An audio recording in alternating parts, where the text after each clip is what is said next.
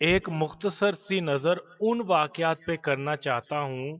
کہ جن کو راجا نے اپنی کتاب دہشت گرد شہزادہ میں زیر قلم کیا ہے، اور اس کے بعد میں راجا کے اس ہی تحریر کردہ واقعے کو ایک بار پھر سے رد کروں گا،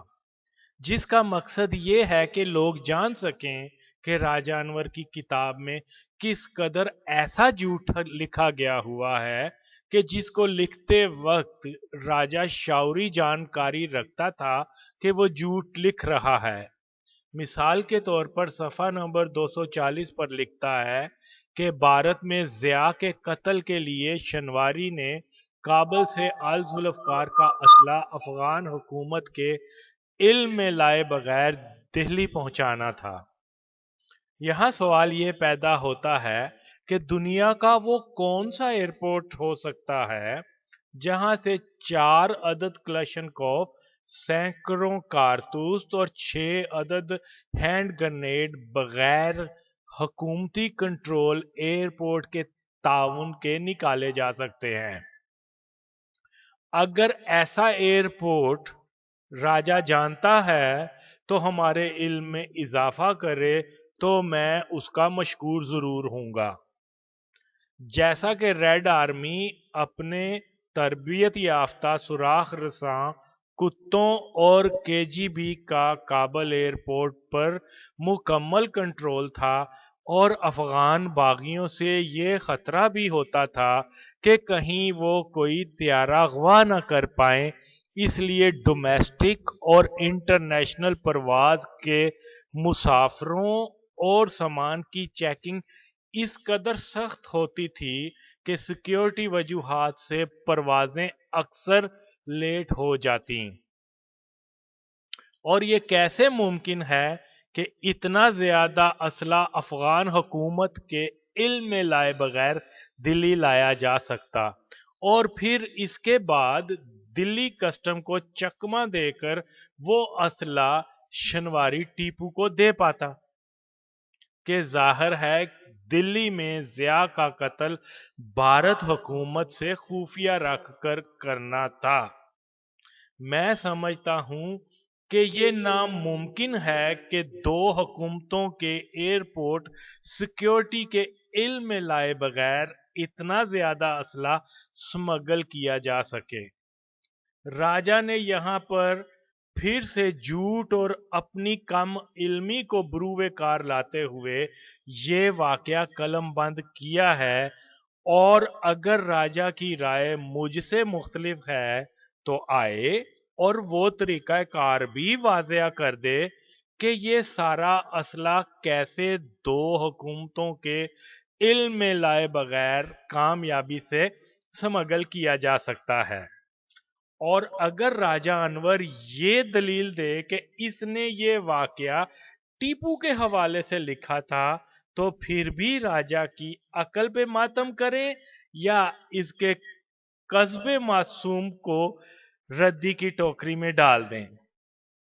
جارج بش نے یقیناً راجہ کی کتاب سے متاثر ہو کر 9/11 کا مسودہ تیار کیا ہوگا۔ بش کی کہانی کو سیکنڈ کرنے کے لیے خواجہ کا گواہ القاعدہ، اور جس کو 9/11 سے قبل تشکیل دیا گیا تھا۔ راجہ جی، آپ کی طفل تسلی کون کرے گا؟ کسی ریاست کے سربراہ کو قتل کرنے کے لیے ایک جامع منصوبہ بندی درکار ہوتی ہے۔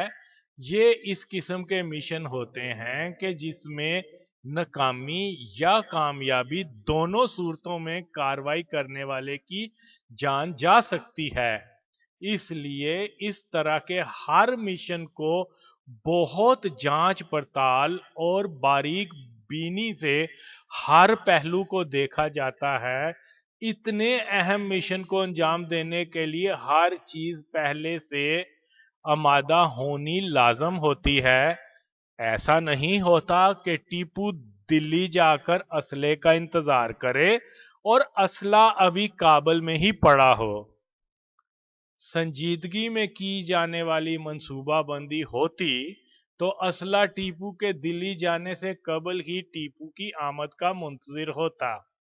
जैसा कि राजा ने लिखा है कि असला काबल से अफगान और इंडिया हुकूमत के इल्म में लाए बगैर ही दिल्ली स्मगल करना था, तो ऐसी सूरत में अफगान या इंडिया हुकूमत को इस स्मगलिंग की खबर हो जाती और असला जब्त कर लिया जाता, तो फिर टीपू क्या मुर्तजा के हुक्म पर परवेज शनवारी की बजाय काबल और दिल्ली हुकूमत को गद्दार और बगोड़ा करार देकर कत्ल करता? और जाहिल मुतलिक राजा अनवर, खुद को तू दानश्वर कहलवाता है और अमली जिंदगी में दानशरद है तू। अब तुम ये बताओ कि क्या जो असला जिया के मारने के लिए इस्तेमाल किया जाना था, क्या 4 अदद क्लशनकोफ और चंद हैंड ग्रेनेड इंडिया में कुछ रकम के बदले ब्लैक मार्केट से खरीदे नहीं जा सकते थे? तो राजा, तुम हर बात में टांग ना अड़ाते तो अच्छा था, मगर क्या किया जाए कि जिल्लत का मुंह देखना था तुमने जो ये किताब लिख डाली। अब सुनो गौर से मेरी बात को कि टीपू को सालम बिन आमर ने ही बट्टो दुश्मनी के लिए इस्तेमाल किया था, जैसा कि मैं बयान कर चुका हूं कि सालम क्योंकि जाती तौर पर अल जुल्फकार को खत्म करना चाहता या कम अज कम इसकी क्यादत को बदलने का ख्वाह था, और शुरू में तो वो पसे पर्दा रहकर साजिशें करता रहा, लेकिन बाद में वो खुलकर भुट्टो बरादरान के खिलाफ हो गया। इसी तरह से जुलाई 1983 में सालम ने नासर कैंप में मौजूद हम सब साथियों को लाइन हाजिर करके वाजिया तौर पर भुट्टो बरादरान के खिलाफ अपनी बर्खास्त निकालता रहा और ऐलान कर दिया कि आप सब साथी भुट्टो बरादरान के खिलाफ बगावत करें, जिसके बदले में आपको अच्छी नौकरियां, बेहतर रिहाइश और गाड़ियां मिलेंगी। जो साथी शादी करना चाहें या अपनी फैमिली के अफराद को लीबिया लाना चाहें, तो उनको बीवियों और फैमिली वीजा सहूलत भी मुहैया की जाएगी। सालम को यकीन था कि सालों नासर कैंप में पड़े रहने से ज़हनी फ्रस्ट्रेशन और पाकिस्तान में उनके घरों में फाका कशी होने की वजह से अल जुल्फकार के कारकुन उसकी दिलकश ऑफर को कबूल कर लेंगे, मगर साथी महमूद यानी अख्तर बेग, जो हमेशा अपनी साफ गोई की वजह से मुंह फट जाना जाता था और इसकी आदत की वजह से बेचारा कई मौकों पर जेरे अताब भी रहता रहा था, ने हस्बे आदत बिना नताइज परवाह किए सालम को मुखातब होकर पुररोब आवाज में कहा, we can not accept your offer as we are under the oath of Holi Quran to remain faithful with Bhutto brothers, और हम अपने कुरानी हलफ से वफादारी से गद्दारी नहीं कर सकते। ये सुनकर सालम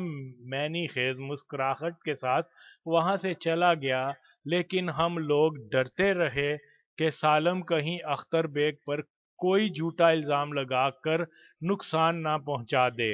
लेकिन शुक्र है कि ऐसा कुछ नहीं हुआ। सारा लीबिया गवाह है कि टीपू सरे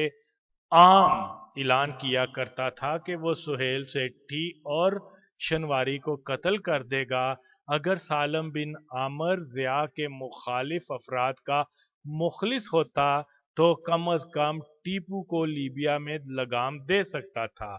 लेकिन उसने तंजीम में इंतशार के लिए टीपू को इस्तेमाल किया। याद रखो कि जब टीपू ने जिया को दिल्ली में मारने का प्लान भुट्टो बरादरान के सामने रखा था, तो सबसे पहले शाहनवाज ने इस मंसूबे में खामियों की निशानदेही की थी और यही हाल मुर्तजा भुट्टो का भी था। लेकिन क्योंकि इस मंसूबे का असल खालक सालम बिन आमर था, जिसका हदफ शनवारी का काबल में कत्ल और टीपू को तंजीम का सरबराह बनाना था, नवंबर 1982 तक सालम को ही मालूम था کہ شنواری کابل جا رہا ہے، اس لیے وہ چاہتا تھا کہ ٹیپو طرابلس کی بجائے یہ قتل کابل میں کرے۔ مرتضی بھٹو اس سارے پروگرام میں تقریباً لا تعلق تھا، حتیٰ کہ مرتضی نے فلائٹ روٹ کے بارے میں بھی اپنی رائے یہی دی تھی کہ دمشق سے سیرین ایئر لائن براہ راست دلی جاتی ہے، اس لیے یہ زیادہ محفوظ روٹ ہے، لیکن سالم کی ہدایت پر فلائٹ روٹ ہی ایسا رکھا گیا تھا کہ جیسے مسرور احسن اپنے ایک پختون اور سندھی ساتھی کے ساتھ دبئی پہنچے تو وہاں پر گرفتار کر لیے جائیں۔ سالم جس حد تک بٹو برادران اور تنظیم کا مخالف ہو چکا ہوا تھا، اس بات کے امکان کو رد نہیں کیا جا سکتا کہ اس نے یا اس کی ہدایت پر دبئی ایئرپورٹ والوں کو 3 ساتھیوں کی اطلاع دی گئی ہو۔ بہرحال یہ سب اندر کی باتیں ہیں، راجہ انور تو باہرلا تھا، اس کو کیا معلوم کہ لیبیا، شام اور کابل میں کیا ہوا تھا۔ بس بیچارے کی قسمت خراب کہ الذوالفقار پر کتاب لکھ کر اپنا جھوٹا روب جمانے کی کاوش کر بیٹھا، اس لیے آج عبرتناک ذلت اور رسوائی اس کا مقدر بن چکی ہے۔ کیونکہ راجہ عیار و مکار ہونے کے ساتھ ساتھ اول درجے کا جھوٹا بھی ہے۔ پھر اے لوگو، قرآن ایک جھوٹے کے بارے میں جو حکم فرماتا ہے وہ حکم راجہ پر 100% صادق آتا ہے کہ نہیں؟ یعنی کہ جھوٹوں پر لعنت ہوتی ہے، اور لعنت جس پہ صادر آتی ہے وہ رب کا دشمن اور شیطان کا چیلا ہوتا ہے۔ تو اب شیطان کے چیلے کی کسی تحریر پر باور کرو گے کیا؟ اچھی طرح سے تو یاد نہیں، مگر ایک پرانی کہاوت ہے کہ جب خارش زدہ کتے کی موت آتی ہے تو شہر کی طرف رخ کر لیتا ہے۔ اب راجہ کا حال بھی یہی ہونے جا رہا ہے کہ کتاب کے صفحہ نمبر 117 پر لکھتا ہے کہ مرتضی بھٹو نے 1985 میں اپنی تنظیم کے کارکن آغا برادران 2 بھائیوں کو کوپن ہیگن ڈنمارک سے ذوالفقار علی بھٹو کے بعض ساتھیوں کو مثلاً قیوم بٹ کو گمنام دھمکی آمیز خطوط پوسٹ کروائے، جبکہ چند ایک کو وہ شراب بھجوائی گئی جو بٹو پیا کرتے تھے۔ شیخ رشید کو کھانسی کا شربت روانہ کیا گیا، یاد رہے ان میں پی ایل او سے لائے زہر کی بوندیں مکس کی گئی تھیں۔ اگر ان میں سے کسی نے ان کو استعمال کیا ہوتا تو اس کی موت دوسروں کے لیے سبق سابق ہوتی۔ ہاں تو سب گواہ ہیں کہ راجہ نے ہمارا نام آغا برادران لکھ کر براہ راست ایک ذاتی بہتان لگایا ہے، اور اگر میں اس بہتان کو جھوٹا ثابت کر دوں تو پھر میرا بھی حق بنتا ہے کہ راجہ کی ذات کے ان رازوں کا پردہ چاک کروں جن کو سننے کا راجہ میں حوصلہ نہیں ہوگا۔ اب یہ مجھ پہ منحصر ہے کہ راجہ کو ذاتی طور پر کس طرح سے بے آب کروں کہ راجہ کے جھوٹے روپ کے درشن ہر سو بکھرے پڑے ہیں۔ تو مسئلہ یہ ہے کہ ہم 7 بھائی پیپلز پارٹی، الذوالفقار اور لیبیا سازش کیس میں آغا برادران کے لقب سے جانے جاتے ہیں، اور اتفاق سے ہم تینوں بھائی یعنی میں، آغا وسیم، ندیم اور ولید 1987 ستمبر میں کابل سے یو این او کے تعاون سے ڈنمارک آ کر آباد ہوئے، جس کا کاغذی ثبوت میری کوپن ہیگن تک کابل فلائٹ شیڈول کی صورت میں اس ویڈیو میں دیکھا جا سکتا ہے۔ لیکن راجہ کے بیان کے مطابق آغا برادران نے 1985 میں ڈنمارک سے مرتضی کے کہنے پر زہر آلود شراب اور گمنام خطوط روانہ کیے۔ راجہ اگر سچا ہے تو پہلے ثابت کرے کہ آغا برادران 1985 میں ڈنمارک ہوتے تھے کہ جہاں سے انہوں نے یہ کاروائی انجام دی؟ میرے خیال میں 95 یا 96 کا سال تھا کہ مرحوم خالد حسن صاحب نے سے میری فون پر بات کے دوران انہوں نے مجھے بتایا کہ راجہ انور نے زبیر منہاس، سید فیضی صاحب اور ان کے سامنے اس بات کا تذکرہ کیا تھا کہ قیوم بٹ نے راجہ انور کو بتایا کہ میر مرتضی بھٹو نے اپنے خاص اعتمادی آغا وسیم اور آغا ندیم کو قیوم بٹ کو زہر دے کر ہلاک کرنے کا مشن دیا تھا، جس پہ میں نے خالد صاحب کو بتایا کہ 1985 میں کابل تھا نہ کہ ڈنمارک، اور دوسری بات یہ ہے کہ جب میں 1988 میں لندن آیا تو قیوم بٹ صاحب مجھ سے بہت محبت و چاہت سے ملے، اپنے گھر مہمانی بھی دی، میری عزت افزائی کی، لیکن آپ نے نہ تو مجھ سے زہر و گمنام خطوط کا ذکر کیا اور نہ ہی میرے دیگر بھائیوں پہ کوئی الزام تراشی کی۔ میں نے خالد حسن صاحب کو بتایا کہ یہ فون نمبر بٹ صاحب کا ہے، آپ اپنی تسلی ان سے بات کر کے خود کر لیں،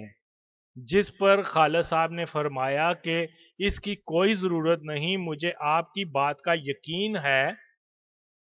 راجہ انور نے زہر اور گمنام خطوط ہم بھائیوں سے منسوب کیے ہیں اور اپنی کتاب میں قیوم بٹ صاحب کا نام دے کر اپنی لکھی بات کا گواہ بھی پیش کیا ہے، جبکہ میرا دعویٰ ہے کہ راجہ نے ہم بھائیوں پر ایک جھوٹا الزام بے بنیاد الزام لگایا ہے۔ اول یہ کہ 1985 میں ہم کابل ہوتے تھے، دوم یہ کہ راجہ نے ایک جھوٹا الزام تو لگایا ہے مگر اس کا کوئی ثبوت نہیں دیا، جیسا کہ میں نے ایک دستاویزی پروف دیا ہے کہ میں اول بار ڈنمارک میں 1987 میں وارد ہوا تھا۔ قیوم بٹ صاحب حیات ہیں، اللہ ان کا سایہ تادیر اپنی اولاد پہ قائم رکھے۔ راجہ انور اپنے بیان کی صداقت میں کم از کم ایک بار بٹ صاحب کی گواہی پیش کر دے کہ ہم بھائیوں نے مرتضی کے کہنے پر ان کو قتل کرنے کی کوشش کی تھی۔ مردانہ وار یعنی مردوں کا طریقہ یہی ہوتا ہے کہ مرد جب کوئی بات کرتا ہے تو اس کی دلیل اور ثبوت بھی پیش کرتا ہے۔ اب یہ صاحب اگر اپنے مرد ہونے اور راجہ نام رکھنے کی لاج رکھتے ہوں تو اپنی بات کا کوئی نہ کوئی ثبوت ضرور دیں گے۔ یہ فعل تو ہجڑوں کا ہوتا ہے کہ کسی راہگیر کو وہ والا اشارہ کر کے اپنا منہ دوپٹے میں چھپا کر ویران گلی کی نکر میں جا کر دل ربا ادا سے چشمک کریں۔ راجہ انور اگر ہجڑا نہیں تو لازم اپنی بات کا کوئی ثبوت پیش کرے، دوسری صورت میں راجہ کو اپنے مرد کہلوانے کا حق نہیں ہے، صرف شوق ہے، بالکل اسی طرح جیسے فرعون جانتا تھا کہ وہ خدا نہیں مگر شوق جنوں میں خود کو خدا کہلواتا تھا۔ راجہ جو کہ تعلیمی ادارے کا چیئرمین بنا بیٹھا ہے، غالب گمان یہی ہے کہ اس کی اپنی تعلیم کی سندیں جعلی ہی ہوں گی، چند ایک کتب کا مصنف ہونے کا دعویٰ دار بھی ہے۔ ایک طرف لکھتا ہے کہ قیوم بٹ اور دیگر افراد کو دھمکی آمیز گمنام خطوط آغا برادران نے پوسٹ کیے۔ ارے کمبخت، ایک طرف ان خطوطوں کو گمنام بھی کہتا ہے تو، اور اس کے ساتھ ہی آغا برادران کا نام خط پوسٹ کرنے والوں میں اس طرح سے دے رہا ہے جیسے وہ خطوط راجہ کے سامنے پوسٹ کیے گئے تھے۔ حیران ہوں کہ جو بندہ گمنام اور نامدار سے نابلد ہے وہ کیسے اور کیوں کر کسی سچی یا جھوٹی کتاب کا مصنف بھی ہو سکتا ہے۔ ہاں تو کل تک پاکستان مخالف کمیونسٹوں کو خوش کرنے کے لیے جس پنجابی اجارہ داری، پنجاب تسلط، پنجابی فوج کے سامراجی کردار پہ طویل لیکچر دے کر کامریڈوں کی داد وصول پانے والا راجہ آج جاگ پنجابی جاگ کا ورد کرنے والوں کا دم چھلا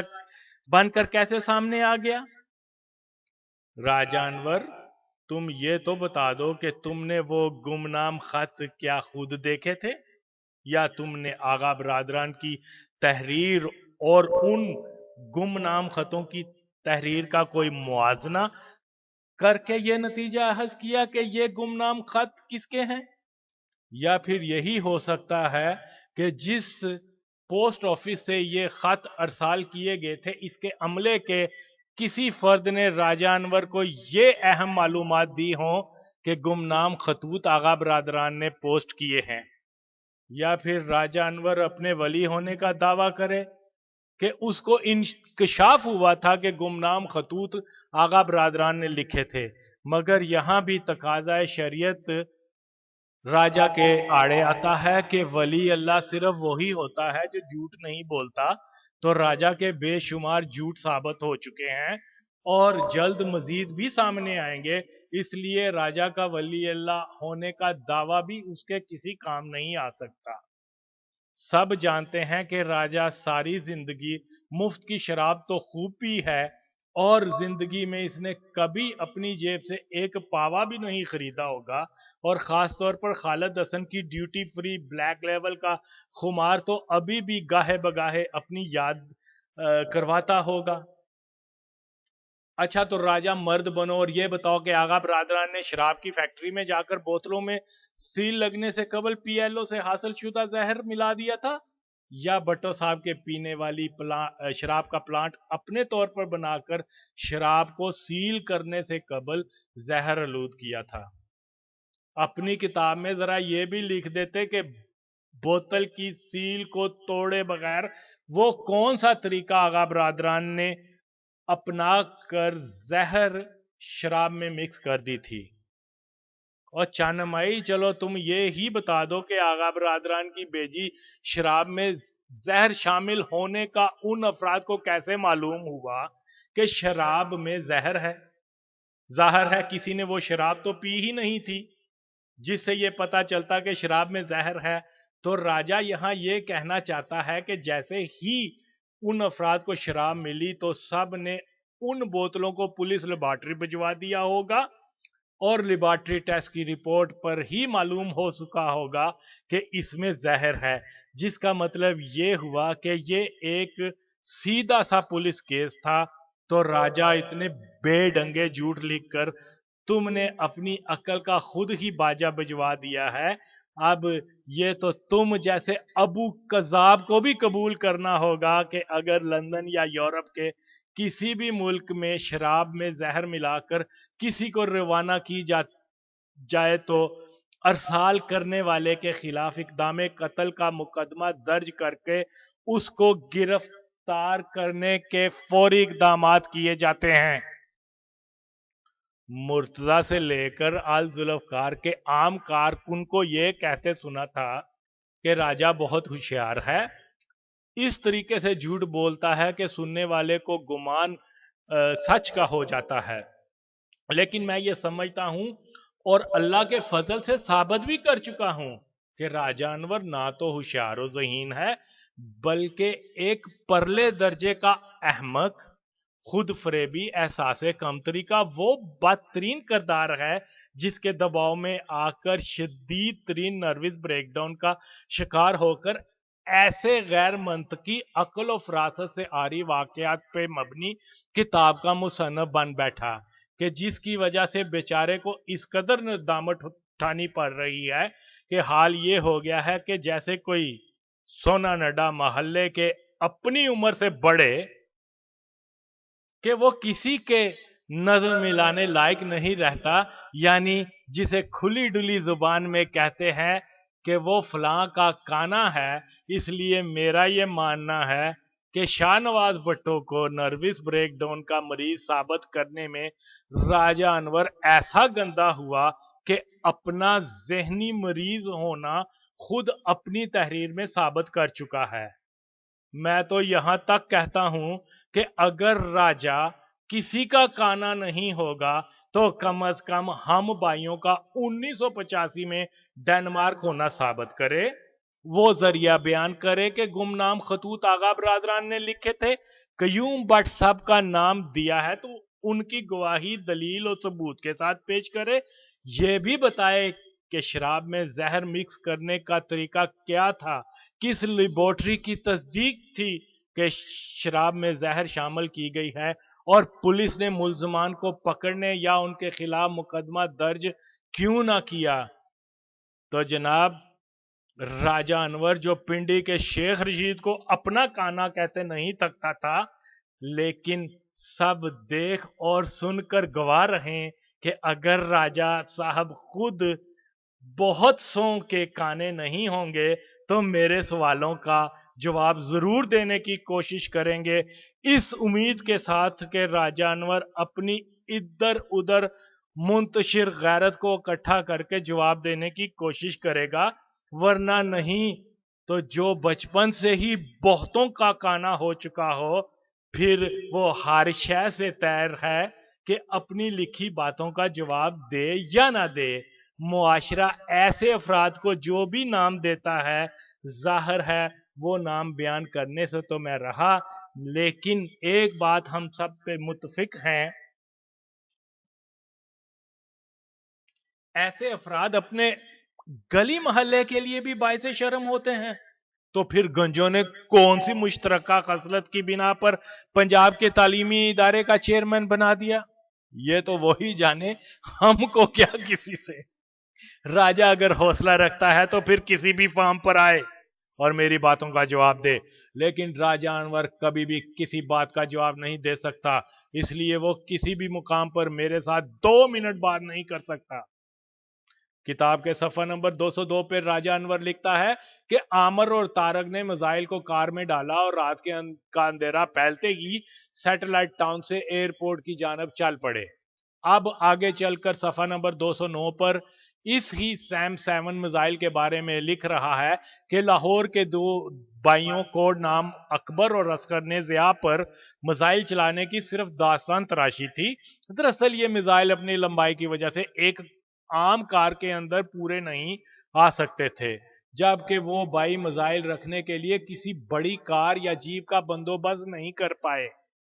اب میں راجہ سے یہ پوچھنا چاہتا ہوں، گو کہ وہ اس کا جواب بھی نہیں دے پائے گا۔ راجہ جی یہ تو بتاؤ کہ عامر اور طارق نے پنڈی میں جو میزائل اپنی کار میں رکھ کر ایئرپورٹ کی طرف گئے تھے، کیا وہ کوئی بڑی کار یا جیپ میں رکھا تھا، یا اس کے لیے mobile air frame missile launcher کا استعمال کیا گیا تھا؟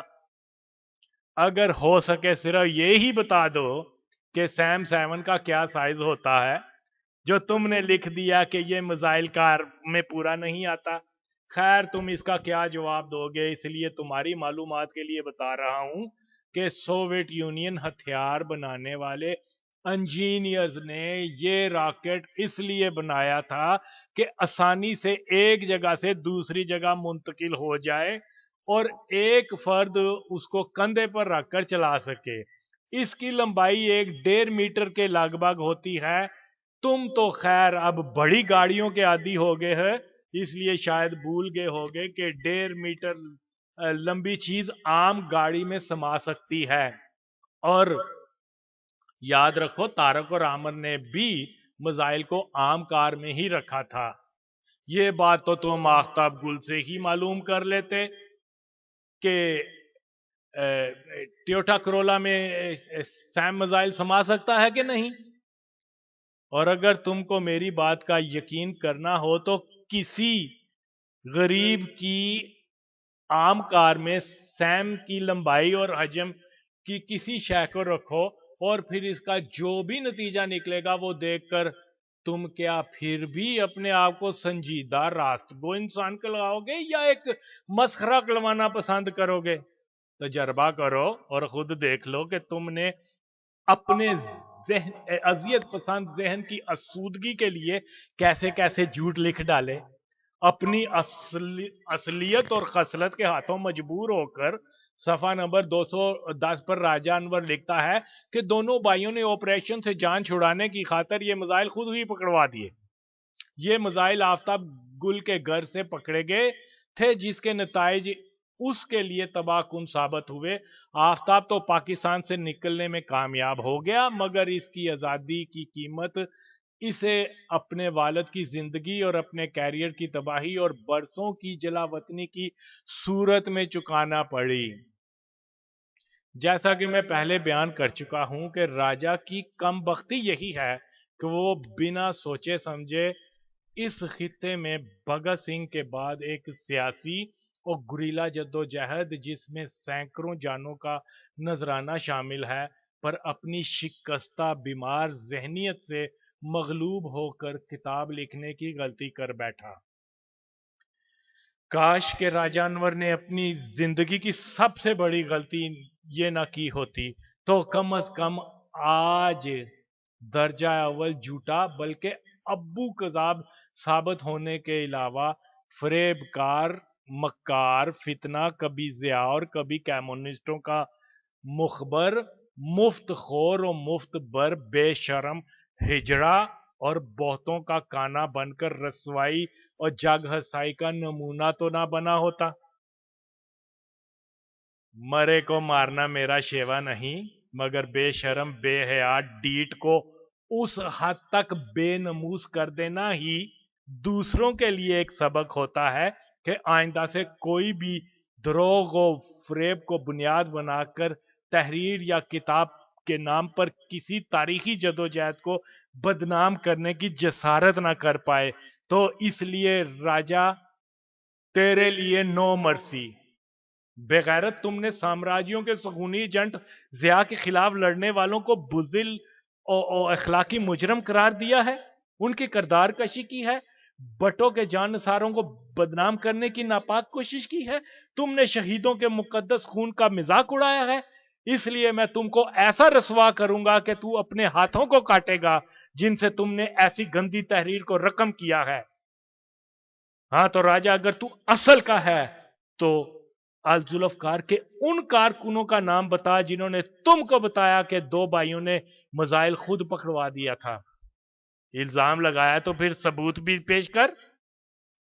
ورنہ سیاست، مصنف یا کسی ادارے کا چیئرمین بننے کی بجائے اپنے اصل باپ کا نام و نشان تلاش کر، نہیں تو بہتوں کا کانا ثابت ہونے کے علاوہ ایک اور رسوا کن پہچان تیرے نام سے منسوب ہو جائے گی۔ تو کیا جواب دے سکتا ہے کہ غیرت والا ہوتا تو میرا چیلنج قبول کرتا اور میرے سوالوں کا جواب دیتا۔ اے مداری، کتاب کی شکل میں تماشا دکھایا ہے، بندریا کو نچایا ہے، تو اب داد وصول کرنے کا حوصلہ بھی پیدا کر۔ کیوں چلاتا ہے کہ میرے تاریخی حوالوں کا جواب گالی کیوں، جبکہ نہ تو کوئی حوالہ پیش کر سکا اور نہ ہی اپنی تحریر کا کوئی ثبوت دے پایا۔ تیرے تاریخی حوالے بھی وجود نہ دارد، پھر بھی بے شرمی سے ان کا نام لیتا ہے۔ دیکھو راجا، یہ تیری ریت ہے کہ ضیاء حکومت کو الذوالفقار کا اسلحہ پکڑوانا۔ تو کب اس ہول سے باہر نکلے گا کہ ہر کوئی تیری طرح سے غدار اور قرآن کے حلف کو توڑنے والا ہوگا؟ تم نے مرتضی کا اسلحہ ضیاء حکومت سے سودا کر کے پکڑوایا، خوب مال بنوایا اور زندہ مثال تیرا امیرانہ طرز زندگی، عالیشاں کوٹھیاں اور قیمتی کاریں ہیں۔ تیری کوٹھیوں کی ایک ایک اینٹ الذوالفقار کے کارکنوں کی آہوں سسکیوں، بددعاؤں، نمک حرامی اور سب سے بڑھ کر قرآنی حلف سے منحرف ہونے کی مرہون منت ہی ہے۔ یاد رکھ، ایسی عمارتیں بنیادوں سمیت ایک دن تھر تھرا کر تیرے اوپر کی گرنے والی ہیں۔ یاد رکھ، الزام لگانے سے کوئی سچا نہیں ہوتا۔ اپنی کی بات پہ مان ہے تو آ، مردوں کی طرح سامنے آ اور ثبوت پیش کر، جو تو کبھی نہیں کر سکتا، اور اس لیے تیرا ہجرا، کانا اور حرامی ہونا ثابت ہے۔ اور کسی راگیر کی پیداوار تو جانتا ہے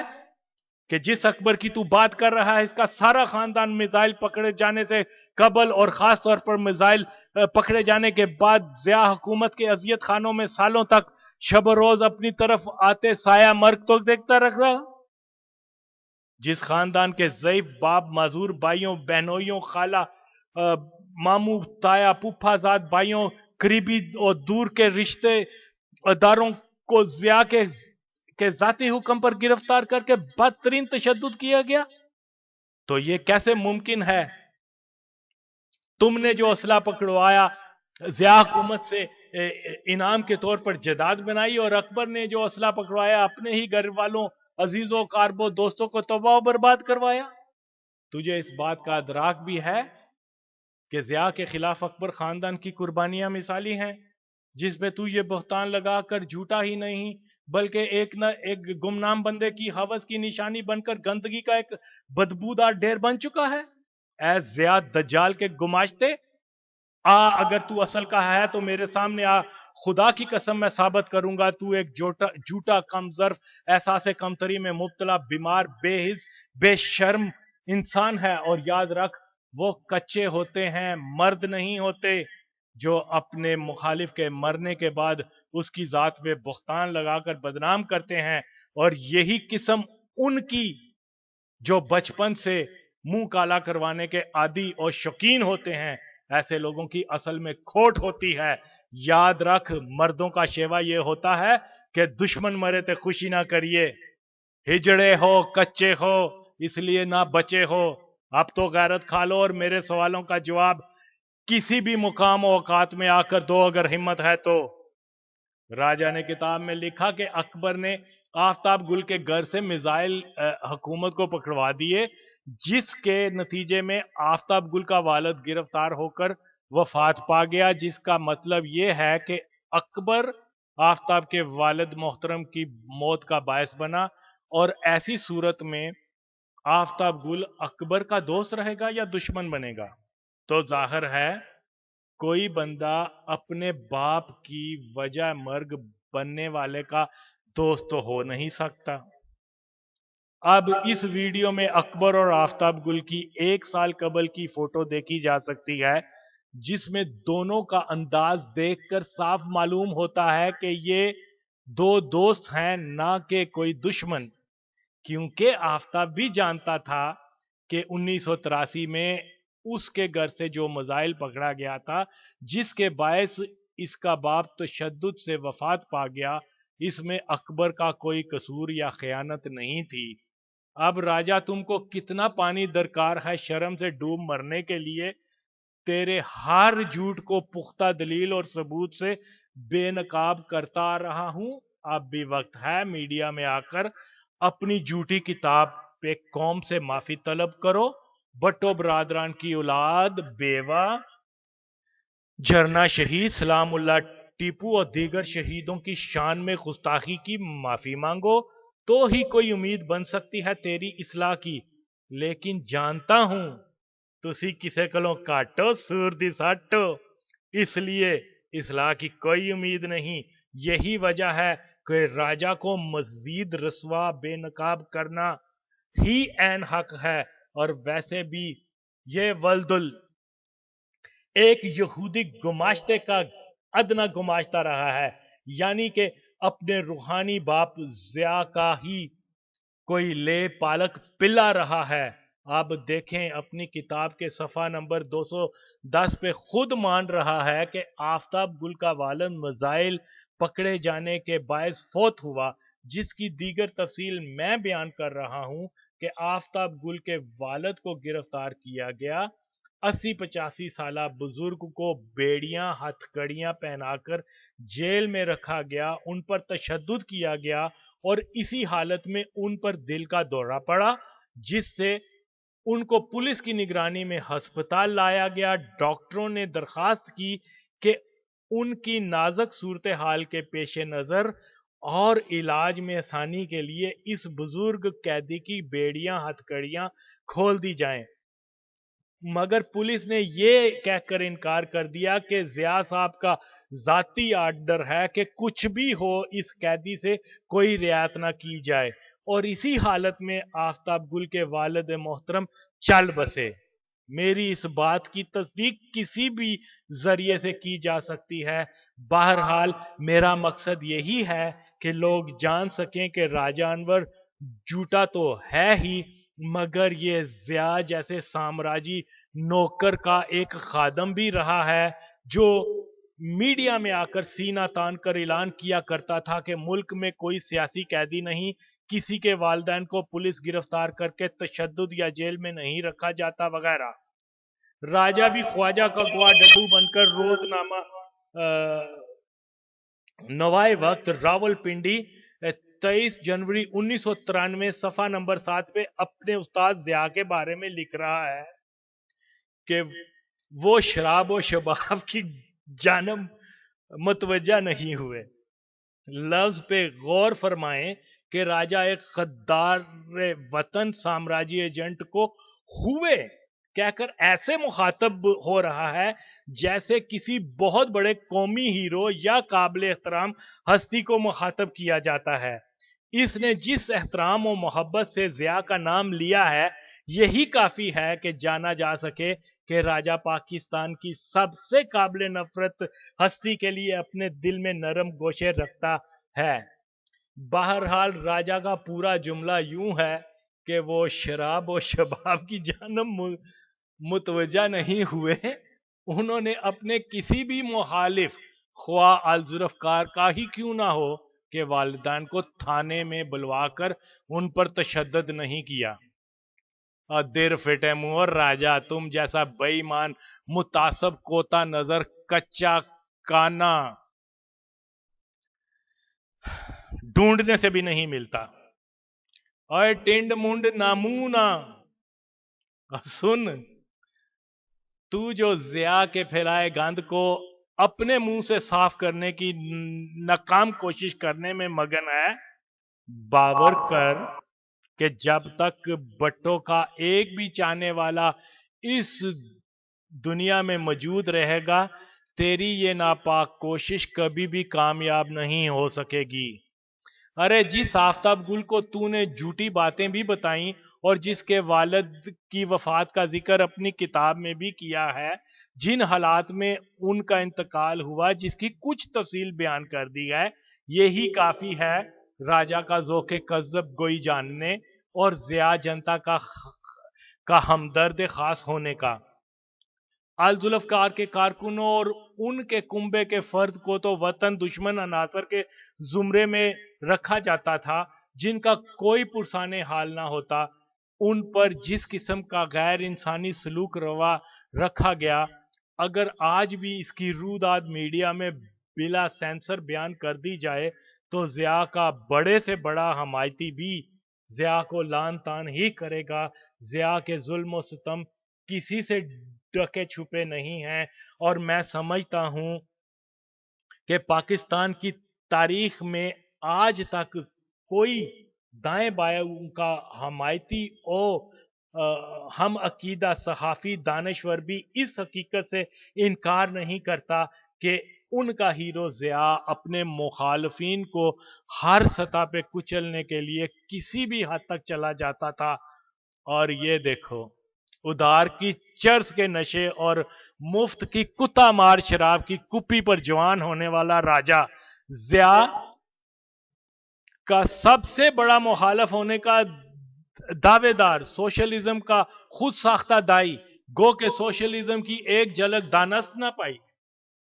बाएं बाजू इश्तराकी इनकलाब को शुदाई होने का दावेदार और दर हकीकत निकला जिया जैसे आमर और अवाम दुश्मन का नमक हलाल और साथी। इसलिए तो उसको जालिम की बजाय रहम दिल इंसान और दोस्त लिख रहा है। और क्या पहचान बाकी रह गई है कि राजा अनवर शाह से ज्यादा शाह परस्ती का एक जिंदा निशान बनकर जिया की गंद को अपनी जुबान से चाटने की कोशिश में अपना असल रूप दिखा रहा है। अब इससे कोई सवाल करे कि भाई जो बात जिया के चमचे खर्चे कहते शर्माए, वो बात तुमने कैसे बिला झिझक जिया की हमायत में कह डाली। अपनी बात का कोई सबूत दलील लाओ तो राजा को सांप सूंघ, अरे क्यों सांप को क्यों बदनाम करें, बस यूं बोलूं कि सांप को राजा सूंघ जाए। और हाँ, राजा ने अपने पीरो मुर्शिद जिया के आला अखलाक और किरदार की तारीफ करते फरमाया है कि वो शराब और शबाब की तरफ मुतवज्जा नहीं हुए। इसका मतलब तो ये है कि राजा ने अपने पीरो मुर्शिद को अपनी पेशा वाराना खिदमत की दावत दी होगी, जिसको जिया ने यह कहकर ठुकरा दिया, नहीं राजा जी नहीं, मैं ये शौक नहीं रखता। वैसे पूछने का बहुत बहुत शुक्रिया। اب راجہ اپنے پیشے کو انٹرویو میں بیان کرنے سے باز نہ آئے تو ہمیں کیا اعتراض ہو سکتا ہے؟ راجہ کو اپنے پالن ہار ضیاء ڈائن کا پوری پاکستانی قوم کا مسلسل 11 سالہ خون پینا تو یاد نہ آیا جو راجہ نے ضیاء کے شرابی زانی نہ ہونے کا فتویٰ صادر کر کے کل کے لٹھ برداروں اور آج کے جیکٹ بھاڑوں کا من مو لیا۔ مزید برآں ضیاء کی رحم دلی اور اپنے دشمنوں کے والدین کے ساتھ نرمی اختیار کرنے کی جھوٹی شان بیان کر دی۔ راجہ انور تو یہ کہہ سکتا ہے کہ اس کے خاندان کے کسی بھی فرد یا بزرگ کو ضیاء کے ساوک جیسے بدترین وحشیوں سے شاہی قلعے کے اذیت خانوں میں واسطہ نہیں پڑا۔ راجہ کا سارا خاندان تو اسلحہ مخبری کا صلہ اور افغان کامریڈوں کی دریا دلی کے مزے لوٹتا رہا۔ اوے بے شرم بے حیا، ضیاء تو تینا ماں، ویسے آپس کی بات ہے تم نے یہ بیان دینے کے لیے ضیاء کے الذوالفقار کے کارکنوں کے والدین کو تھانے بلوا کر تشدد نہیں کروایا؟ ضیاء کے چیلوں نے کتنی رقم لگائی تھی تم کو؟ اگر 100-200 سے زیادہ ہے تو پھر ضیاء کے چیلے تمہاری اصلیت سے واقف نہیں تھے کہ ایسا بیان تو تم ایک چرس کے مفت کش پر بھی دے سکتے ہو، اور اگر تو یہی بیان اپنے چہیتے رنجیت سنگھ کے دربار میں دیتا تو وہ تم سے خوش ہو کر 100 سیر پیاز کھانے اور 100 لیٹر حقے کا پانی پینے کا حکم ضرور دیتا۔ راجہ فیس بک پہ لوگوں کے سوالوں پر کیا فرماتا ہے کہ میں آغا برادران کو نہیں جانتا، جبکہ اپنی کتاب میں آغا برادران پر یوں الزام لا رہا ہے جیسے اس کے اور ہمارے قتل شریک ہوں، اور پھر کیا فرما رہا ہے کہ ویسے آغا وسیم نے میرے تاریخی حوالہ جات کے بدلے گالیاں ہی دی ہیں، جبکہ میں نے بارہا یہی سوال کیا ہے کہ راجہ نے جو حوالے دیے ہیں وہ تاریخی نہیں بلکہ من گھڑت ہیں۔ اس لیے میں راجہ کو بار بار چیلنج کرتا ہوں کہ وہ کسی بھی مقام پر میرے ساتھ مناظرہ رکھ لے۔ راجہ چیلنج تو قبول کرتا نہیں اور اوپر سے شکوہ کرتا ہے کہ آغا وسیم گالیاں دیتا ہے، جبکہ راجہ کے چمچے دن رات مجھے تنگ کر رہے ہیں میں ویڈیوز کو یوٹیوب سے ہٹا دوں، انکار کی صورت میں بدتمیزی کرتے ہیں اور دھمکیاں دیتے ہیں، جبکہ ان چیلوں کو یہ بھی نہیں معلوم کہ ہم نے راجہ کے استاد ضیاء کی دھمکیوں کی پرواہ نہیں کی تو راجہ کس بات کی مولی ہے؟ راجہ نے براہ راست گالیوں کا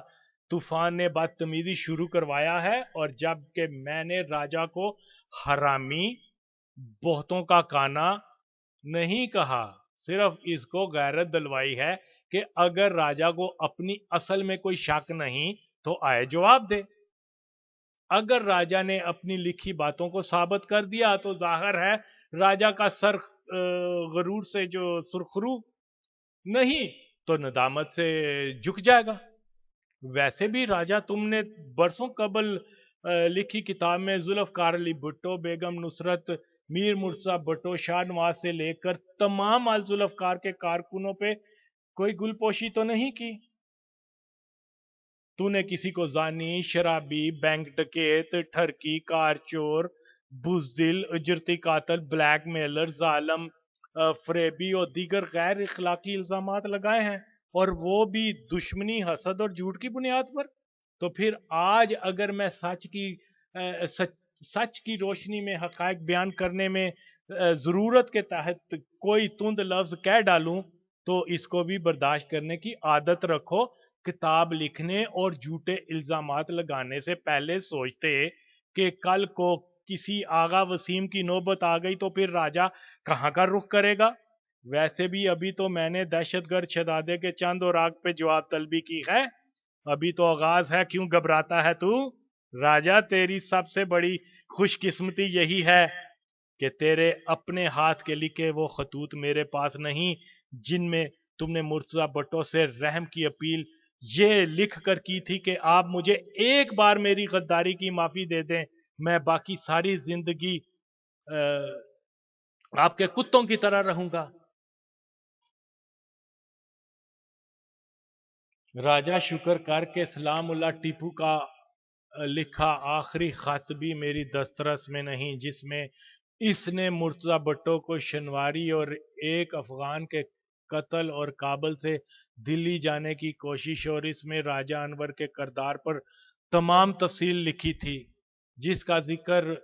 भी मेरे ज़िम्मे बाकी है। ये तमाम खतूत, बहुत से ऑडियो कैसेट और तस्वीर मीर मुर्तज़ा के पास 1990 तक महफूज थे।